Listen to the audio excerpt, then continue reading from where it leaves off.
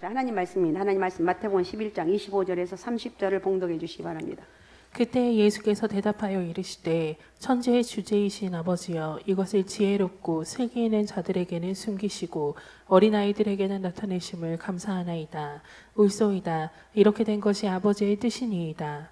내 아버지께서 모든 것을 내게 주셨으니 아버지 외에는 아들을 아는 자가 없고 아들과 또 아들의 소원대로 계시를 받은 자 외에는 아버지를 아는 자가 없느니라. 수고하고 무거운 짐진 자들아 다 내게로 오라. 내가 너희를 쉬게 하리라. 나는 마음이 온유하고 겸손하니 나의 멍에를 메고 내게 배우라.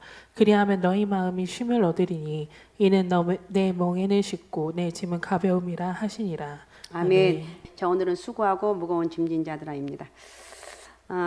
오늘은 스승의 주일입니다. 사람이 어떤 스승에게 어떤 교육을 받느냐는 것은 그 사람의 장래를 결정짓는 중대사예요. 그렇다면 성도된 우리의 최고의 수중은 바로 누구일까요? 바로 우리 예수 그리스도입니다. 예수님을 찾는 것이 인생을 결정짓는 최고의 축복입니다. 그러니까 예수님 우리에게 만왕의 왕이시고 아버지가 되시고 스승이 되시고 우리 인생의 생사복을 주관하신 하나님, 그 어떤 이름을 붙여도 완벽하게 맞는 이름이 바로 예수 그리스도라는 것. 그분의 은혜가 오늘 여러분 가운데 있으시기 바랍니다. 자, 예수님을 만난 제자들은 예수님을 위해서 한결같이 목숨을 버렸습니다. 예수님을 위해서 목숨을 바칠 만한 인생의 가치를 만난 것입니다. 예수님께로부터 위대한 가르침과 위대한 생활을 배웠다는 증거인데 역사적으로 예수님의 가르침을 바로 받는 좋은 제자들이 참 많습니다. 세상 역사를 바르게 바꾼 사람들 살펴보면 모두 다 그 과정은 예수님을 믿는 그런 위대한 사람들이 많다는 것.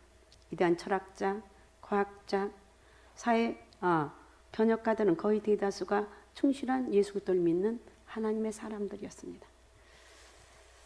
어느 젊은 벤처 회사 사장님이 있습니다. 이분은 너무나 가난한 환경에서 자랐습니다. 10살 때 아버지가 아무것도 남겨놓지 않고 돌아가셨어요. 그래서 공부할 기회가 없었습니다. 자연히 학벌 배경도 없었습니다. 낮에는 직장에 다니고 겨우 밤에 야간 공고에 들어가서 공부를 했습니다. 그러니 무슨 공부가 제대로 됐겠습니까? 그렇게 3년을 직장생활 하다가 퇴직을 했습니다. 그때 퇴직금이 얼마를 받았는데 50만을 받았습니다. 그것으로 가게를 얻었습니다. 그때부터 사업을 시작했다고 합니다. 그런데 10여 년 만에 사업이 대성을 해서 정부가 인정하는 벤처 기업인으로 선정되었고 코스닥 시장에 등록하게 되었다고 합니다. 그렇게 해서 10여 년 동안 사업 규모가 1천억 규모의 사업으로 발전했다고 합니다. 이분에게 왜 사업을 시작했는가 물었습니다. 그랬더니 의외의 대답이 나왔습니다. 주의를 내 맘대로 지키고 교회학교 교사를 마음껏 하기 위해서 사업을 시작했습니다. 직장생활 하다 보니까 주일날도 출근해서 예배에 출석 못하고 그때마다 아이들을 교회 맡기고 출근하는데 생각해 보니까 이거 안 되겠다 싶어서 자유롭게 예배드리고 교회학교 교사를 마음껏 하기 위해서 사업을 시작하게 되었습니다. 야, 사람이 무슨 일을 할 때 참 그 동기가 중요하다는 것을 알 수가 있습니까? 알 수가 있는데 내가 왜 이 일을 하게 되었는가? 이렇게 물어볼 때 자신 있게 대답할 수 있는 동기가 있어야 되겠죠. 그 동기가 분명하고 자신 있으면 이미 반은 성공한 것이에요. 참 길을 찾는다는 것은 쉽게 찾아갈 수 없는 귀한 길입니다. 길을 찾았다면 혼자만이 가는 것이 아니고 다른 많은 사람들에게 함께 하는 길을 가야 되겠죠. 그러니까 교사는 정말 이게 두 가지로 살펴보는데 이제 이 교사는 제가 짧게 하는데 교사는 정말 귀하고 소중한 것. 아이들이 가정에서 가르칠 수 없는 그런 영적인 은혜를 교회에서 가르치는데 그것은 물론 전도사님도 있고 목사님도 있지만 교사가 가장 가깝게 주일학교에서는 가르치는 거예요. 사람들은요, 무엇을 위해서 사는지를 잘 모르고 사는 경우가 많아요. 믿음의 사람들은 영원한 생명의 일과 구원의 길을 찾습니다. 이 길로 함께 가도록 힘써야 된다는 거예요. 그래서 오늘 본문 28절을 다시 한번 읽어주시기 바랍니다. 28절. 수고하고 무거운 짐진 자들아 다 내게로 오라. 내가 너희를 쉬게 하리라. 네, 우리가 한 번뿐인 인생을 살아갈 때 후회 없는 삶, 보람 있고 행복한 삶을 살아가야 되는데 그렇게 되기 위해서는 우리의 마음 자세를 바르게 되는 거예요. 이 세상을 사는 모든 사람들이 무거운 짐을 지고 살아가고 있습니다. 짐을 지지 않고 살아간 사람은 단 한 사람도 없어. 애들도 짐을 지고 살아가요. 오랫동안 병원에 누워 계신 분들은 질병의 짐을 짊어지고 살아갑니다. 자녀가 계속 속을 썩이는 가정은 자녀의 짐을 짊어지고 살아갑니다. 각자에게 무거운 짐을 지어준 것을 그 누가 대신 해결해 줄 수 없습니다. 그러나 감사하게는 우리는 우리의 구원자 예수님만이 그 짐을 대신 짊어질 수 있다고 말하고 있습니다. 사랑이 예수님께서 무거운 짐을 지고 살아가는 모든 사람을 부르고 있습니다. 수고하고 무거운 짐을 지고 있느냐? 다 내게로 오라. 내가 너희를 쉬게 할 거야. 어떤 무거운 짐을 지었든지 간에 주님이 우리를 초청하고 있습니다. 그러니까 사람은 다 무거운 짐이 있는데 그 가운데 나는 어떻게 이 무거운 짐을 넘어가며 살아갈 것인가, 이걸 한번 또 오늘 두 번째로 생각했으면 좋겠습니다. 첫 번째, 우리의 주님은 우리에게 어떤 분인가? 우리를 부르시는 주님이라는 것. 첫째로 우리를 부르시는 주님에 대해 생각해 보기를 원하는데, 우리 주 예수 그리스도는 사랑의 하나님이십니다. 외롭고 소외되고 상처 있고 고통과 괴로움 속에 슬픔 속에 살아가는 우리를 부르시고 주님의 사랑의 품에 안아주십니다. 이와 같은 예수님의 사랑의 모습에 대해서 마태복음 12장 20절은 이렇게 말하고 있습니다. 상한 갈대를 꺾지 아니하며 꺼져가는 심지를 끄지 아니하기를 심판하여 이길 때까지 하리니. 예, 우리 주님은 상한 갈대를 꺾지 아니하시고 꺼져가는 심지를 끄지 아니하시는 사랑의 주님이 된다고 말하고 있습니다. 그 사랑의 주님이 우리를 초청하고 있습니다. 수고하고 무거운 짐이 있니? 내게로 나와라. 수고하고 무거운 짐이 없는 사람은 없다는 것. 예수님 당시에 바리새인 율법 교사들은 이 계명을 여러 가지로 세밀하게 시행 지침을 만드는 것을 전통이라고 해서 지키겠습니다. 그러니까 많은 세칙을 지키느라 그것이 얼마나 무거운 짐이 되었는지 몰라요. 그래서 예수님께서 그 잘못을 지적을 하신 것인데 마태복음 23장 4절을 읽어주세요. 또 무거운 짐을 묶어 사람의 어깨에 지우되 자기는 이것을 한 손가락으로도 움직이려 하지 아니하며. 네. 그들은 사람들에게 사람의 어깨에 무거운 짐을 묶여놓고는 자기는 한 손가락도 움직이지 아니한다고 이렇게 말하고 있어요. 그래서 그들은 사사건건 넌 그것도 잘못된 거야. 그것은 잘못된 거야. 그래서 안식일에 예수님께서 병 고치는 것도 문제 삼았고 제자들의 손을 씻지 않고 음식을 먹는 것까지 문제, 작은 것 하나도 꼬투리를 잡았어요. 마가복음 3장 2절입니다. 사람들이 예수를 고발하려 하여 안식일에 그 사람을 고치시는가 주시하고 있거늘. 예, 안식일에 사람을 고쳐주시는가. 그러니까 예배를 여러분 교회당에서는 예배당에서 예배를 잘 드렸는데 저 사람 어떻게 하는가 보. 저거 혹시 잘못하냐 이걸 하다 보니까 여러분 바른 예배가 드려지겠습니까? 그래서 이들은 안식일에는 걸어갈 수 있는 거리가 제한되어 있어요. 그래서 왕복거리 1km 이상 걸어가면 그것은 죄를 짓는 거예요. 그래서 그 당시 회당이 마을 중심에 있어서 왕복거리 1km 안에 사람 다 모여 살았습니다. 더 걸어가면 죄를 짓는 거니까 이렇게 무거운 짐을 줬기 때문에 예수님께서는 이러한 무거운 종교의 짐을 진 자도 부르셨고 삶의 무거운 짐을 진 자도 부르셨고 마음의 무거운 짐을 진 자도 부르셔서 이렇게 우리를 부르고 있다. 수고하고 무거운 짐을 가지고 있니? 내게로 나오라고 말하고 있습니다. 사람들은 고통당하는 이웃에 대해서 굉장히 무관심합니다. 본인이 진 짐에만 관심이 있어요. 어떤 경우에는 이러한 약자들을 더 무시하고 더 무거운 짐을 지우게 하는 경우가 많이 있습니다. 우리 예수 믿는 사람들은 예수님의 사랑을 본받아서 연약한 사람들이 지고 있는 짐을 나눠줘야 됩니다. 슬픔은 나눌수록 작아지고 사랑은 나눌수록 커지는 것입니다. 주의 사랑으로 가서 짐을 져주고 돌봄으로 예수님의 사랑을 실천할 때 교회가 칭찬받는 교회, 성도들도 칭찬받는 성도가 될 줄로 믿습니다. 두 번째, 주님은 어떤 분이요? 힘을 주시는 주님입니다. 주님이 우리를 부르시고 두 번째 우리에게 힘을 주셨어요. 힘을 주시고 주님께 말씀합니다. 내가 너희를 쉬게 하리라. 우리에게 무거운 짐을 지고 있는 우리들에게 짐을 내려놓게 하시고 마음의 평안함과 안식을 선물로 주셨어요. 영적인 목마름을 해결해 주셨어요. 주님이 우리를 부르시고 우리를 품어주시고 우리의 문제를 해결해 주셨습니다. 예수 그리스도 안에 주님을 만나게 되면 어떤 것으로도 해결할 수 없는 내 문제가 마음속으로부터 해결된다는 거 믿으십니까? 예, 우리는 믿습니다. 세계적인 문학가 톨스토이는 55세 때 예수님 만나 참된 안식 그때 얻었어요. 톨스토이는 기독교를 인류의 자유를 억압하는 하나의 종교로 오해하고 신앙을 떠나 오랫동안 떠나 살았어요. 55세 되던 해 예수님 만나고 나서 그 무거운 짐을 다 내놓고 참된 안식을 얻었다고 말합니다. 그의 신앙론에서 이렇게 고백합니다. 나는 55년 나의 인생 동안 최초의 15년의 소년기를 제외하고는 안식을 누리지 못하고 살아왔다. 내 나이 18세 되던 해 내 아이 친구가 내게 찾아와서 신이 인간을 만든 것이 아니라 인간이 신을 만드는 것이라고 한 말에 나는 설득당해서 나는 어릴 적에 예수 그리스도를 믿는 신앙을 떠났다. 나는 종교를 포기하는 것이 자유를 얻는 것이라고 생각했다. 나에게 있어서 종교는 속박 그 이상이 아닌 것으로 생각되었기 때문이다. 그러나 이제 내 나이 55세. 나는 내가 스스로 버린 어머니 같은 신앙의 품으로 돌아왔다. 난 단순히 종교로 돌아온 것이 아니라 나의 구주인 예수 그리스도에게로 돌아왔다. 그 안에서 나는 처음으로 참된 안식을 발견한 것이다. 그랬어요. 무거운 짐을 진 자들은 누구든 예수님 앞에 나오기만 하면 주님 안에서 참된 평안함을 얻게 된다는 것. 주님 안에 참된 평안함을 여러분, 저도 그렇고 여러분도 그렇고 예수 안에서 참된 평안을 얻으시기를 바랍니다. 우리의 마음의 무거운 짐을 모두 주님 앞에 내려놓고 마음의 평안함을 얻고 이 힘들고 어려운 시기를 반드시 이겨내고 하나님 은혜와 축복을 누리게 되는 그런 은혜가 있으시기 바랍니다. 그 다음에 세 번째 주님과 함께 매는 멍에인데 주님과 함께 매는 멍에에 대해서 한번 생각해 보겠습니다. 멍에는 밭을 갈 때 두 마리 소가 같이 어깨를 메고 지워서 돌아가는 것이 그 소가 매는 멍에. 둘 중에 한쪽이 힘이 센 경우 옆에 있는 소는 그냥 따라가기만 하면 된다는 거예요. 결국은 힘센 소가 밭을 다 가는 거예요. 예수님과 함께 멍에를 매면 예수님이 우리의 모든 무거운 짐을 다 져주시고 우리 인생의 밭을 다 갈아주시는 거예요. 우리 인생길을 은혜의 길로 인도해 주신다는 거예요. 사랑의 주님이 날마다 우리의 무거운 짐을 대신 더 주신다. 할렐루야. 다 내려놓고 가시기 바랍니다. 시편 68편 19절을 읽어주시기 바랍니다. 날마다 우리 짐을 지시는 주 곧 우리의 구원이신 하나님을 찬송할지로다. 셀라. 아멘.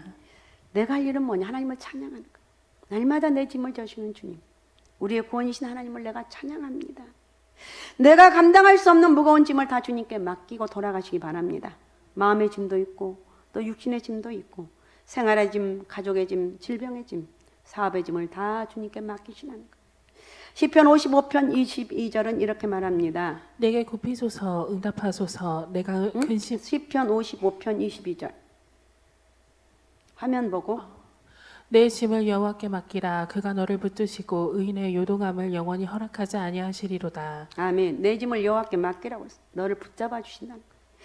의인의 요동함을 영원히 허락하지 아니하신다 그랬어요. 주님께 맡기면 주님은 우리를 긍휼히 보시고 우리를 품어주시고 우리의 모든 문제를 다 해결해 주신다. 주님께 맡기시면 우리를 긍휼히 여기고 우리의 문제를 해결해 줄 뿐만 아니라 우리를 붙들어 주신다는 거예요. 멍에를 메고 나의 온유와 겸손을 배우면 힘을 얻는다 했습니다. 여러분 멍에를 같이 맬 때 우리에게 꼭 필요한 것이 있는데 멍에를 맬 때 주님의 온유와 겸손을 배우는 거예요. 가정생활에서 대인관계에서 하나님과 사람 앞에서 인정받는 모습이 바로 어떤 모습이냐? 온유와 겸손이에요. 예수님이 그 온유와 겸손으로 이 세상을 변화시켰어요. 화 잘 내고 고집 세고 잘 다투고 교만한 사람은 절대 하나님이 크게 쓰이시지 않아요. 그분은 아직 멍에를 맨 분이 아니라는 거 말하고 있습니다. 진짜 멍에를 맸다고 하면 온유와 겸손이 체질화된 사람. 그래서 어떤 이런 말도 있더라고요. 성격이 성경보다 강하다. 이 말은 교회를 오래 다녀도 성경의 가르침보다 자기 성격대로 자기 고집대로 산다고 하는 것을 말합니다. 그래서 아유 그거 그렇게 하면 안 되죠. 내버려 둬요. 나 이대로 살다가 가게. 이렇게 말한 사람 봤죠. 그래서 성격이 성경보다 강하다고 말한다. 성경이 성격보다 강해야지 어떻게 성격이 성경보다 강하다는 표현을 우리가 할 수가 있겠습니까? 이런 이야기를 들으면 안 된다는 거예요. 우리 교회 다니는 사람들은 온유와 겸손을 옷 입읍시다. 온유와 겸손을 옷 입어야 돼. 성숙한 인격을 가진 사람이 세상을 변화시킵니다. 강하고 고집스럽고 자기 주장만 하는 사람은 절대로 이 세상에 선한 영향력을 끼칠 수가 없어요. 예수 믿는 우리 사람들 절대로 그렇게 살면 안 됩니다. 주님과 함께 멍에를 졌기 때문에 온유와 겸손으로 이 세상을 변화시켜 나가는 주님의 일꾼들이 다 되시기 바랍니다. 자, 그러면 우리 인간에게 가장 무거운 짐은 뭐냐? 무거운 짐 뭐냐? 죄의 짐이에요. 죄의 짐 때문에 질병에 시달리고 미움과 갈등과 절망과 죽음의 불안에 시달리는 거예요. 죄로 인해 우리의 생각은 병들었고 온몸은 피곤하였고 발바닥에 정수리까지 상한 것이 없이 살아가는 것이 인간이에요. 그래서 하나님 우리 모든 죄의 짐을 예수님께 짊어지게 하셨어요. 이사야 53장 5절을 읽어주십시오. 그가 찔림은 우리의 허물 때문이요 그가 상함은 우리의 죄악 때문이라. 그가 징계를 받음으로 우리는 평화를 누리고 그가 채찍에 맞음으로 우리는 나음을 받았도다. 아멘. 예수님께서 우리 인생의 가장 큰 짐을 해결해 주셨어요. 무거운 나의 짐을 예수님께서 가져오라고 말하고 있어요. 여러분, 어린 아이일수록 내 것을 많이 따지고 손에 잡는 걸 절대 안 놓아요. 본능적으로 어린 아이는 손에 잡은 것을 입으로 가져가요. 생존 본능이 그렇다는 거예요. 사람들은 성인이 되어도 내 것을 놓기가 쉽지가 않아요. 내 것을 포기하고 예수님께 맡기는 것이 사는 길임에도 쉽게 놓지 않습니다. 인생의 짐은 하나님께 맡기라는 거예요. 시편 55편 22절 내 짐을 여호와께 맡기라. 그가 나를 붙드시고 요동함을 허락하게 아니한다고 그랬어. 어쨌든 우리는 우리의 짐을 다 맡기는 거예요. 다 맡기고 가십시다. 1929년에 대공황 이후에 미국을 성공적으로 이끈 두 명의 대통령이 있는데 31대 후보 대통령과 후보 32대 루즈벨트 대통령이에요. 후보 대통령의 업적보다 루즈벨트 그러니까 후보 대통령의 업적이 루즈벨트 대통령 업적보다 2배가 많습니다. 그런데 학자들은 연구를 했습니다. 왜 루즈벨트는 적은 일을 했는데 훨씬 업적이 더 많은가? 그 결과 후보 대통령은 모든 짐을 혼자 지고 금심하며 해결했다고 합니다. 그런데 루즈벨트 대통령은 일을 분산해서 참모들에게 맡기고 자기 짐을 하나님께 기도하며 의지하는 사람이었어요. 혼자서 짐을 지고 근심하고 하는 걱정하는 사람보다 짐을 하나님께 맡기는 사람, 여러 사람과 함께 나누어 짐을 나눈 사람이 더 성공했다는 거예요. 교회에서도 마찬가지 혼자 일을 다 하려고 하는 것은 좋은 현상이 아니라는 거예요. 모두가 함께 참여해서 함께 일을 나누고 이렇게 할 때 더 아름다운 모습으로 성장해 나간다는 거 우리는 알고 있습니다. 예수님은 나의 멍에를 메고 내가 배우라고 말하고 있어요. 함께 가야 하고 함께 짐을 질 때 쉽게 넘어갈 수가 있습니다. 광야에서 이스라엘 백성들을 이끌었던 모세가 하나님 앞에 탄식하며 울던 때가 있었습니다. 백성들이 만나 먹는 것에 불만을 가지고 애굽에 있을 때처럼 고기도 먹고 싶고 생선과 오이와 참외와 부추와 파, 마늘을 먹는 것이 생각나서 자기들 장막 문 앞에서 울었어요. 그렇게 불평하고 우는 소리를 한두 번 들은 것이 아닙니다. 모세가 너무 힘들고 지쳤어요. 모세가 지고 있는 힘이 너무 무겁고 힘들었어요. 그래서 모세가 하나님 앞에 부르짖습니다. 어찌해서 이 모든 백성을 내게 맡기사 내가 그 짐을 지게 하시나이까? 이 모든 백성을 내가 배웠나이까? 내가 그들을 낳았나이까? 책임이 심히 중하여 나 혼자서는 이 모든 백성을 감당할 수 없나이다. 내게 은혜를 베푸사 즉시 나를 죽여서 차라리 나를 죽여서 내가 고난당함을 보지 않게 하옵소서. 너무 힘든 나머지 모세가 하나님 앞에 대들듯이 부르짖어서 기도한 거죠. 대들듯이. 모세의 탄식을 들으신 하나님께서 말씀하십니다. 이스라엘 노인 중에 내가 알기로 백성의 장로와 지도자가 될 만한 70명을 모아 내게로 데리고 와 회막에 이르라. 거기서 너와 함께 소개하라. 내게 임한 영을 그들에게도 임하게 성령을 너에게 임한 것이 아니라 그들에게도 주리니 그들이 너와 함께 백성의 짐을 담당하고 너 혼자 담당하지 아니하리라. 민수기 11장에 나온 말씀. 하나님께서 모세를 도와줄 70명 장로들을 세우게 하시고 그들에게 하나님 영을 부어주셨습니다. 짐은 누구에게나 힘든 거. 인생의 짐을 지고 하는 사람이 인생의 짐을 쉽게 지고 하는 사람이 없어요. 모세는 하나님께서 주신 능력이 많고 항상 하나님의 기적과 능력을 도와주시는데도 짐이 너무 무거워서 감당할 수 없다고 몸부림치고 있고 하소연하고 있어요. 하나님, 우리가 힘들다고 탄식하고 기도하면 그 기도를 들어주시는 분이라는 거예요. 우리나라는 아이들도 짐이 너무 무거워서 견디지 못하는 아이들이 많습니다. 또 아이들 나이가 먹어가면 입시에 무거운 짐이 있고 장래 진로가 너무 무거워서 고통스러워하고 있습니다. 청년들도 사회에 나오기도 전에 취업의 무거운 짐 때문에 골머리를 앓고 있습니다. 취업에 실패하면서 스스로 사위와 단절하고 집안에 틀에 박혀 있는 운둔형 외톨이가 우리나라에서 20만 명에서 30만 명이 된대요. 어떻든 인생의 짐이 너무 무거운 데 비해 삶을 극복할 의지가 약하다는 거예요. 요즘 사람들이 참 약해요. 준비가 되어있지 못한 청소년들이 참으로 많다는 것이 오늘 우리 시대의 숙제라는 거예요. 그만큼 인생의 짐은 모든 연령층이 각자 스스로 짊어질 자신의 과제라는 거예요. 시편 38편 4절에 이렇게 말하고 있습니다.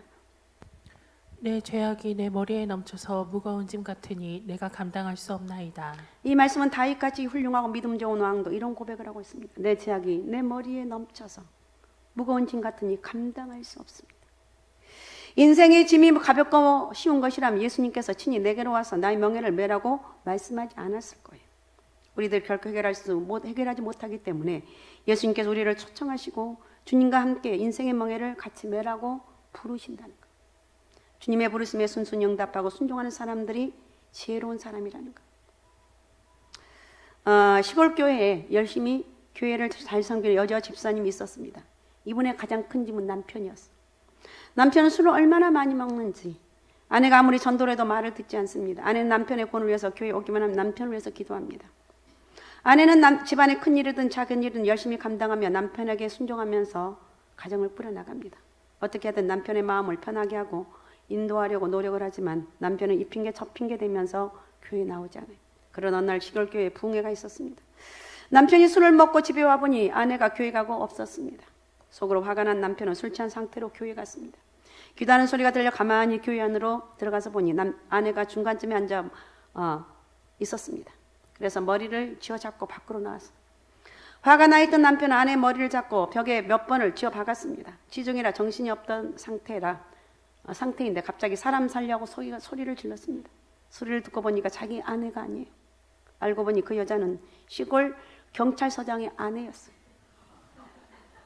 영문도 모르고 끌려 나온 서장 아내는 어떤 남자가 교회에서 머리를 잡고 나오니까 끌려 나왔다가 벽에 머리를 박으니 살려달라고 소리를 질렀습니다. 큰일 났어요.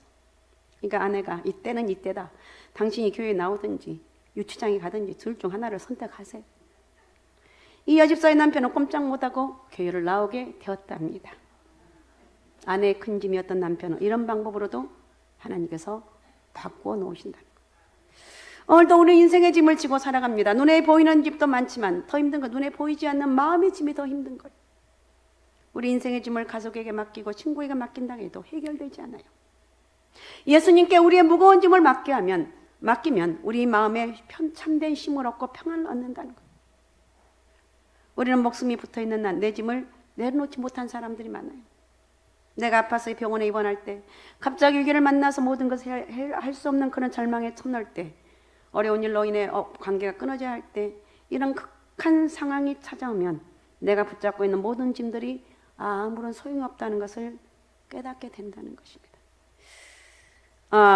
내가 짊어서는 안 되는 인생의 짐은 주님께 맡기자는 거예요. 이 믿음이 필요하다는 거예요. 내가 잡고 있는 한 내 인생의 짐은 해결되지가 않아요. 그래서 여러분 힘들고 어렵고 속 썩이는 일이 있다면 그 사람한테 가서 따지지 말아요. 저도 한동안 그렇게 했는데 지금은 그냥 가만히 내놓고 하나님 이 문제가 지금 이렇게 하고 있는데 어떻게 하면 될까요? 저는 그렇게 기도를 해요. 그럼 하나님이 싹 해결해 주시는 것을 수없이 저는 경험을 하거든요. 자, 인생엔 항상 짐이 따라옵니다. 자기 짐도 있고 가정의 짐도 있고 자녀의 짐도 있고 사적인 짐도 있고 공적인 짐도 있고, 그러나 주인 되신 예수님 우리들을 다 주님께로 오라고 초청하고 있습니다. 사람들은 스스로 인생의 짐을 해결할 수 없고 힘도 온전히 취할 수 없기에 예수님께 부르시는 거예요. 예수님만이 우리의 짐을 가볍게 하시고 힘을 주시는 분이다. 우리의 짐을 대신 져주시는 그 십자가를 주신 예수님은 십자가에서 우리 인생의 제 짐과 제 모든 문제를 해결해 주셨다. 십자가는 우리의 모든 짐을 벗겨준다. 예수를 만난 우리에게 참된 평안과 참된 힘을 얻습니다. 아직도 예수 그리스도를 믿으면서도 참된 평안과 힘이 없다면 내 신앙을 좀 점검 좀 해봐야 돼요. 하나님 나에게 힘을 주옵소서.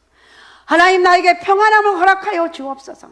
주님이 나의 멍에를 배우라고 말하고 있습니다. 예수님께서 내 안에 계시는 순간 영적인 자유와 평안이 찾아온다는 것. 그래서 모든 짐을 내놓고 참된 쉼과 안식을 누리는 그런 영적 은혜와 축복이 여러분 가운데 있으시기 바랍니다. 할렐루야. 오직 예수 오직 믿음 오직 성령 충만함으로 바른 예배자로 수고하고 무거운 짐들 다 주님께 맡기시고 하나님 은혜로 힘있게 살아가는 영적 은혜가 있으시기 바랍니다. 자, 기도하겠습니다. 제가 기도합니다. 우리 하나님 고맙습니다. 감사합니다. 죄를 축복합니다. 수고하고 무거운 짐진 자들아 다 내게 오라고 말씀하신 아버지 하나님, 우리는 진정한 아버지와 영적인 아버지 하나님이며 진정한 우리의 스승님은 예수 그리스도밖에 없습니다. 우리의 아버지시고 우리 인생의 생사복을 주관하신 분이고 그 어떤 모든 문제도 예수 그리스도 앞에 가져오면 그 모든 문제를 해결해 주시는 분이 바로 예수 그리스도임을 깨닫고 아버지 하나님 주님 앞에 맡기며 나갈 수 있는 저희들의 영적 은혜가 있길 원합니다. 제 무거운 짐, 저희 가정의 모든 문제, 대소사 문제, 저희들의 삶의 모든 인생의 문제를 해결하신 아버지 하나님, 저희를 축복하시고 영광 받아 주옵소서. 평생 저희들 주바라기로 살게 하시고 예수 그리스도 이름으로 살게 도와주시고 믿음으로 살아가기에 부족함이 없도록 저희를 축복하여 주옵소서. 고맙습니다. 감사합니다. 저희를 축복합니다. 살아계신 예수님의 이름으로 기도하옵나이다. 아멘. 우리 다 같이 일어나셔서 복음성을 하시겠습니다. 행복입니다. 힘있게 합니다.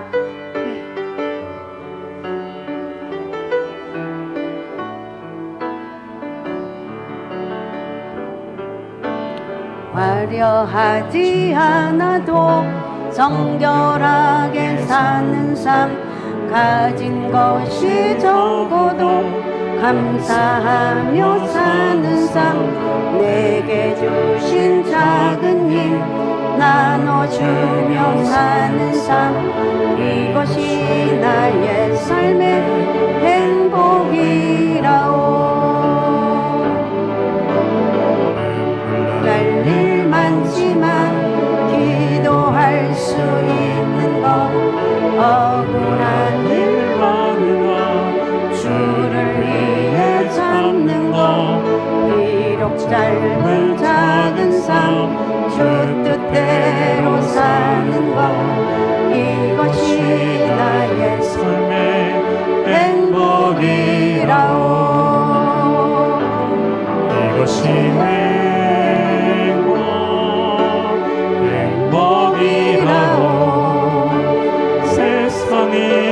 수 없는 하나님 선물, 이것이 행복이로 하나님의 자녀로 살아가는 것, 이것이 행복이라오. 아멘. 여러분 행복하시기 바랍니다. 행복하시기 바랍니다. 예수 그리스도 안에 살면 행복이 있습니다.